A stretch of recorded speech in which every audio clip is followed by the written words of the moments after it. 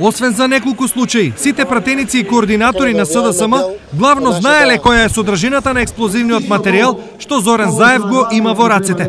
Презентацијата се случувала во строга дискреција и со назнака најстрого доверливо.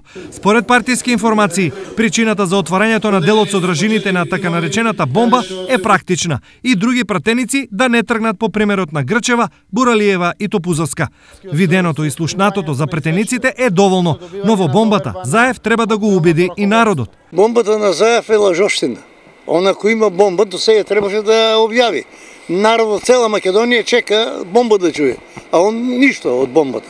Он може да плаши Струмица, а нас не може да не плаши граѓаните. Бомбата додека не ја видам и така и така. Кога ќе видиме, кога ќе излезе бомба ако има, ќе ја видиме, иначе не знам.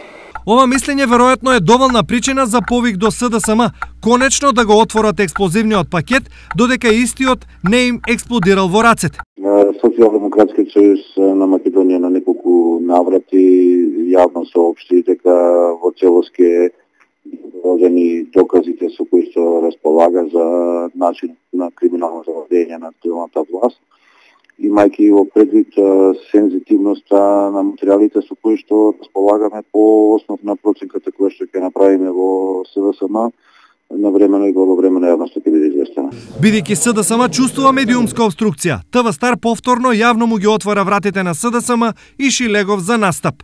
И нас ни е многу драго и мило да прифатиме ваквата ваша покана, да можеме да ги изнесеме и нашите ставови и да ги соопштиме нашите размислувања како за актуелното владење, меѓутоа така и за понудата која што Социјалдемократскиот сојуз има кон граѓаните на Македонија.